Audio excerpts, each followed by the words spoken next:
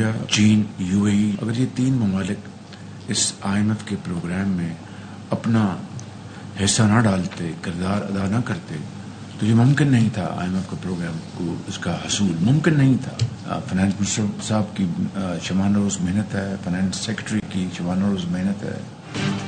پاکستان جلد مشکلات سے جان چھڑائے گا. برادر ملک اپنا حصہ نہ ڈالتے تو IMF کا پروگرام ملنا مشکل تھا.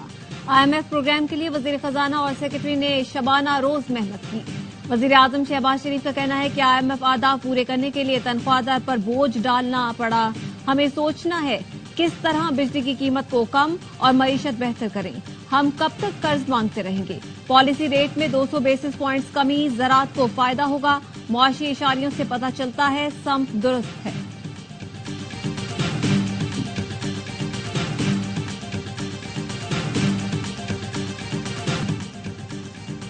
قوم کی عظیم قربانیوں سے حاصل امن ہر قیمت پر برقرار رکھا جائے گا. ہمارے شہداء کی قربانیاں انتہائی لگن کے ساتھ لڑنے کے عزم کو مضبوط کرتی ہیں. Army chief general Asim Munir کا ضلع اورکزئی میں جوانوں سے ملاقات میں گفتگو. آرمی چیف نے خیبر پختونخوا میں پولیس اور قانون نافذ کرنے والے اداروں کے تعاون کو سراہا. کہا پاک فوج KP پولیس کو تعاون فراہم کرتی رہے گی. ضم شدہ اضلاع میں فرائض کی انجام دہی کے لیے تعاون فراہم کرتے رہیں گے. آرمی چیف نے قانون نافذ کرنے والے اداروں کی استعداد کار میں اضافے پر زور دیا. آرمی چیف نے فورسز کی مدد میں مقامی آبادی کی حمایت کو بھی سراہا. کہا علاقے میں امن برقرار رکھنے میں مقامی آبادی کا مثبت کردار ضروری ہے. ISPR کے مطابق آرمی چیف نے وادی تیرا میں انسداد دہشت گردی کارروائیوں میں حصہ لینے والے جوانوں سے ملاقات کی. جوانوں کے بلند حوصلے اور دشمنوں کو مؤثر جواب دینے کی تیاری کو سراہا. آرمی چیف کو سیکیورٹی صورتحال، انسداد دہشت گردی کی کارروائیوں پر بریفنگ. آرمی چیف کا دشمنوں اور دہشت گردوں کے گڑھ چوڑ کو جامع طور پر شکست دینے اور غیر قانونی اسپیکٹرم میں سرگرمیوں کو ختم کرنے کے عزم کا بھی اعادہ. آرمی چیف نے یادگار شہداء پر پھول چڑھائے. شہداء اور غازیوں کو خراج تحسین پیش کیا.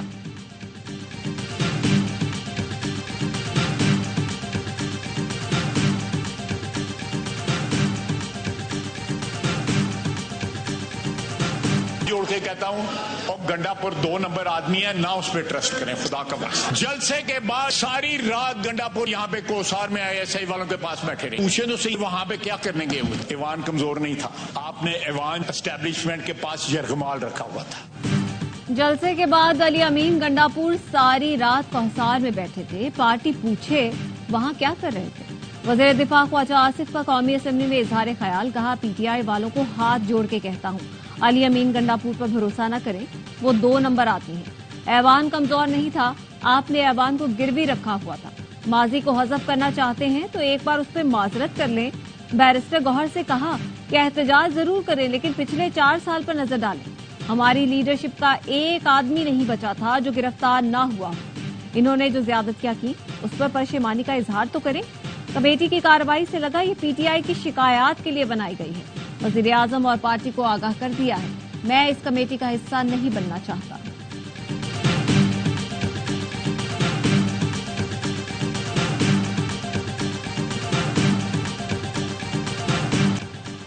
دل پر پتھر رکھ کر میثاق پارلیمان کمیٹی کا حصہ بنے تھے. کمیٹی کی باتیں پارلیمنٹ میں نہیں اٹھائی جاتی. چیئرمین PTI بیرسٹر گوہر کہتے ہیں خواجہ آصف نے کمیٹی کی باتیں شروع کی. کمیٹی میں صرف 3 ممبران اپوزیشن کے تھے، باقی لوگ حکومت سے ہیں. محمود خان اچکزئی نے اسمبلی کو 2 نمبر قرار دے دیا. کہا جو پارٹی جیتی اس کے مینڈیٹ پر زور اور زر کی بنیاد پر کوئی اور قابض ہو گیا.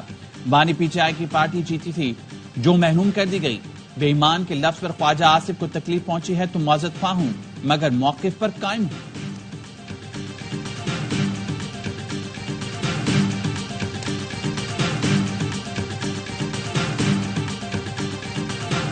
وزیر اعظم کو خدشات سے آگاہ کر دیا ہے. صوبائی حکومت پولیس کو وفاق اور اداروں کے خلاف احتجاج پر مجبور کر رہی ہے.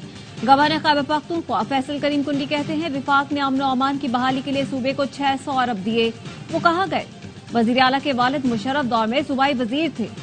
جب اڈے دیے گئے تو کیا انہوں نے منع کیا تھا؟ آج مگرمچھ کے آنسو بہا رہے ہیں کہ افغانستان سے بات کریں گے. آپ نہیں ریاست بات کرے گی.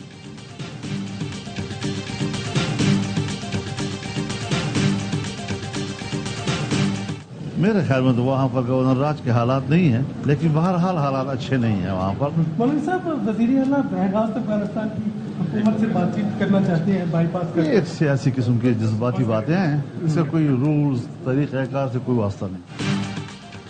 अली अमीन गंडापुर का अफगानिस्तान से बराह रास्त मुज़ाकरात का बयान जज्बाती और सियासी है, इसका हकीकत से कोई ताल्लुक नहीं। मौलाना फजलुर रहमान का कहना है खैबर पख्तूनख्वा में गवर्नर राज लगाने के हालात नहीं, लेकिन हालात अच्छे भी नहीं। ये भी देखना होगा क्या गवर्नर में ये सलाहियत है वो हालात को कंट्रोल कर सकें। हुकूमत ने आईनी तरामीम की पार्लियामान से मंजूरी की तैयारी कर ली। जराये का कहना है अदलिया से मुतालिक आईनी तरामीम कल सेनेट और कौमी असम्बली में पेश की जाएंगी। हुकूमती सेनेटर ज़ोहरा अरकी ने कौमी असम्बली को इस्लामाबाद में रहने की हिदायत। हुकूमत तमाम तरामीम बराह रास्त मंजूर कराने की हिकमत अमली पर गौर कर रही है। पीटीआई रहनुमा लतीफ खोसा का कहना था राना सनार ने कहा हुकूमत के पास 2/3 अक्सरियत नहीं है, कौमी इत्तेफाक के बगैर आइन में तरमीम नहीं की जानी चाहिए। बैरिस्टर गौहर ने कहा 4 से 5 MNAs के साथ हमारा राबता नहीं हो पा रहा। हुकूमत कोई आईनी पैकेज लाना चाहती है तो हमारे साथ शेयर करे।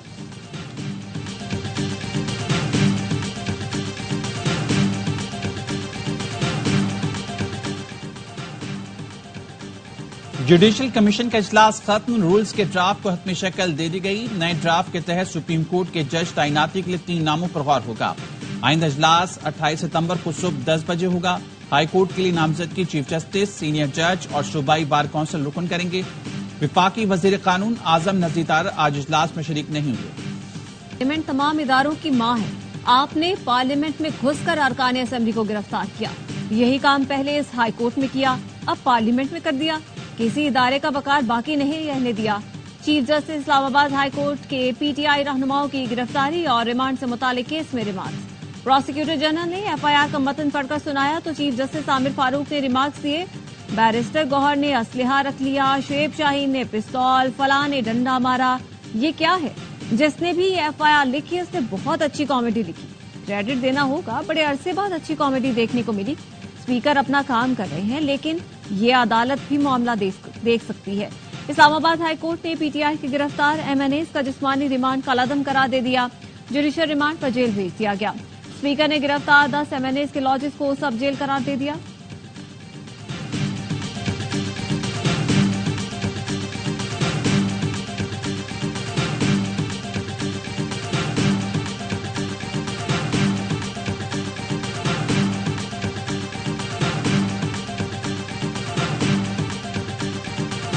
मैं अपनी कोलीग सेनेटर समीना साहिबा के लिए बात कर रहा हूं। उनकी बेइज्जती हमारी बेइज्जती है, किसी भी सेनेटर की बेइज्जती हमारी बेइज्जती है।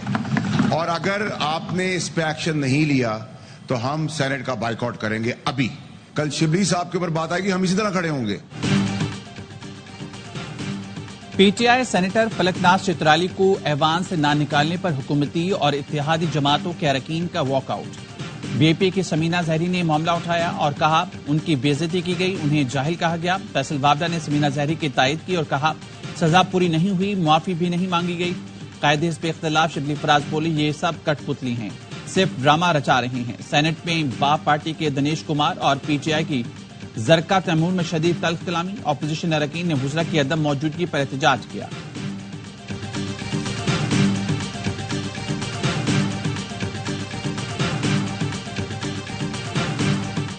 हुकूमत और गवर्नेंस का निजाम मुकम्मल तौर पर नाकाम हो चुका। अदलिया को खत्म करना मौजूदा हुकूमत का मकसद है। जो काले कवानीन बनाए गए, सुप्रीम कोर्ट, हाई कोर्ट मफलूज हो जाएगी। अवाम पाकिस्तान पार्टी के सरबराह शाहिद खाकान अब्बासी कहते हैं एक जलसा रोकने के लिए 2 कानून बना दिए गए। अफसोस हर आईनी ओहदेदार रोजाना मुल्क का आइन तोड़ रहा है। 10 इलेक्शन लड़े हैं, बदकिस्मती से हर इलेक्शन में धांधली हुई।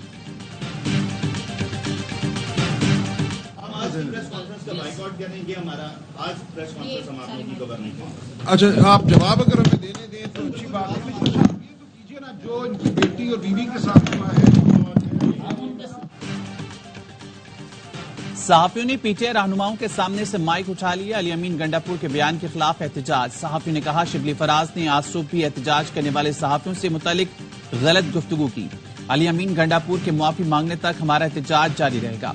सलमान अकरम राजा बोले बानी पीटीआई ने कहा है सहाफी जिहाद कर रहे हैं। अली अमीन गंडापुर ने जो बातें की उसका हमारी सियासत से ताल्लुक नहीं। सहाफियों का एहतराम करते हैं, नाजेबा गुफ्तगू पार्टी पॉलिसी नहीं। अली अमीन गंडापुर ने भी कहा है वो बयान की वजाहत करेंगे। IMF قرض پروگرام کی منظوری کا امکان روشن، 25 ستمبر کے اجلاس میں IMF پاکستان کے لیے قرض پروگرام کی منظوری دے سکتا ہے۔ IMF ڈائریکٹر کمیونیکیشن جولی کوزیک نے اشارہ دے دیا۔ وزیر خزانہ محمد اورنگزیب کا کہنا ہے کہ IMF کے ساتھ تمام معاملات خوش اسلوبی سے طے پا گئے ہیں۔ وزیر اعلیٰ پنجاب کی وزیر اعظم کی کاوشوں کو خراج تحسین۔ مریم نواز نے کہا پاکستان کی معیشت بلند پرواز کے لیے ٹیک آف پوزیشن میں آ چکی ہے۔ IMF کا حالیہ پروگرام آخری ثابت ہوگا۔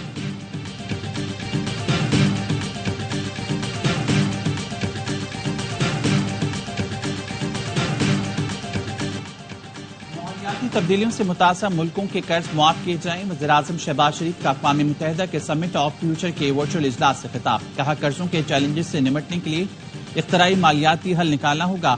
دنیا کو بڑھتے ہوئے تنازعات اور چیلنجز کا سامنا ہے۔ پائیدار ترقی کے لیے بہتر رعایتی فائنینسنگ اور ترقیاتی امداد میں اضافہ ضروری ہے۔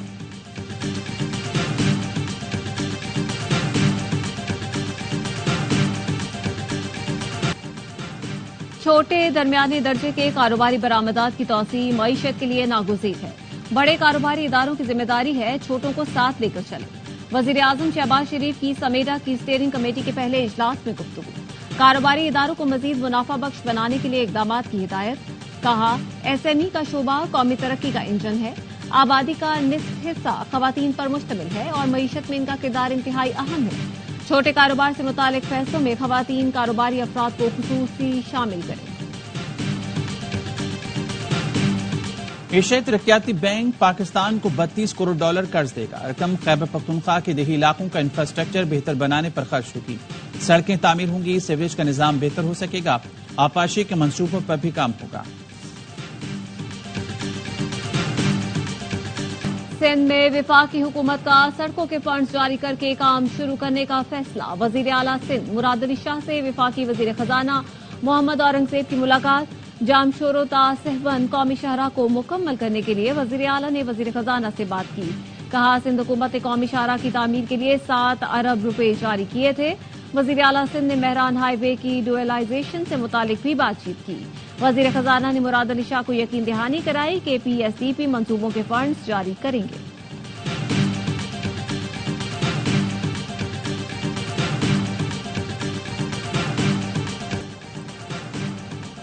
امریکہ کے شہر ہیوسٹن میں پاکستانی طالبہ دانیہ ظہیر ٹریفک حادثے میں شدید زخمی۔ پولیس کے مطابق گلیریا کے قریب دانیہ زخمی ہوئی۔ تیز رفتار گاڑی ٹکر مارنے کے بعد رکی بھی نہیں۔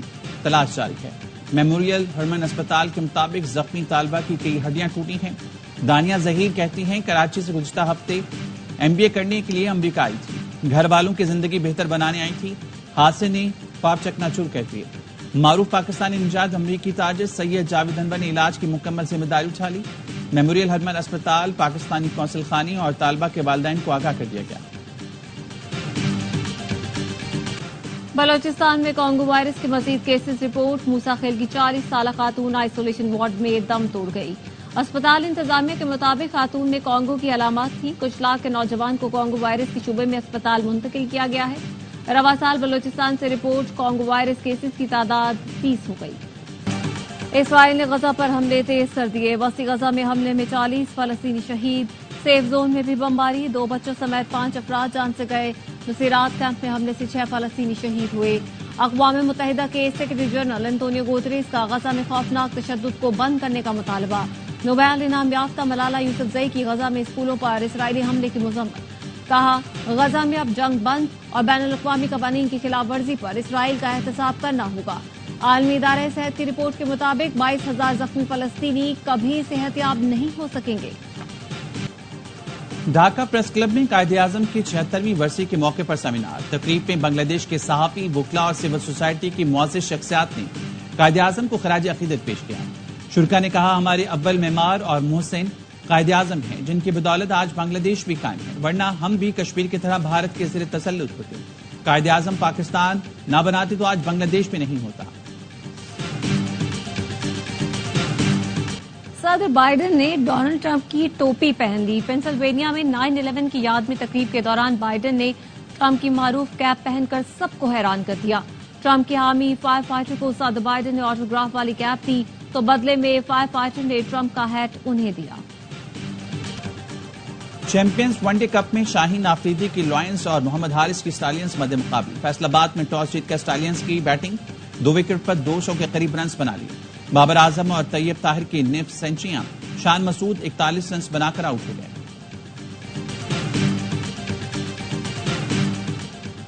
T20 سیریز کے لیے جنوبی افریقہ کی ویمنز کرکٹ ٹیم ملتان پہنچ گئی. ٹیم کا روایتی انداز میں استقبال کیا گیا. ملتانی اجرک پہنائی گئی. ٹیم آج آرام کے بعد کل سے پریکٹس کا آغاز کرے گی. پاکستان اور جنوبی افریقہ کے درمیان 3 میچوں کی سیریز کا آغاز 16 ستمبر سے ہوگا. بھارت کی جیت کو لگے گا بریک یا پاکستان کرے گا فتوحات کی hat trick. Asian hockey champions trophy میں کل روایتی حریف ٹکرائیں گے. بھارت نے ایونٹ میں 4 میچز کھیلے, جو سامنے آیا اسے ہرایا. قومی ٹیم نے چین اور جاپان کو شکست کا مزہ چکھایا. اور star footballer Cristiano Ronaldo کا نیا record, social media platform پر 1 کروڑ فالوورز حاصل کرنے والے پہلے شخص بن گئے. رونالڈو کے انسٹاگرام پر 600 ملین سے زائد فالوورز ہیں. یوٹیوب پر صرف ایک ہفتے میں 50 ملین سے زائد سبسکرائبرز بھی ہوئے. رونالڈو نے اپنے فینس کا شکریہ ادا کیا.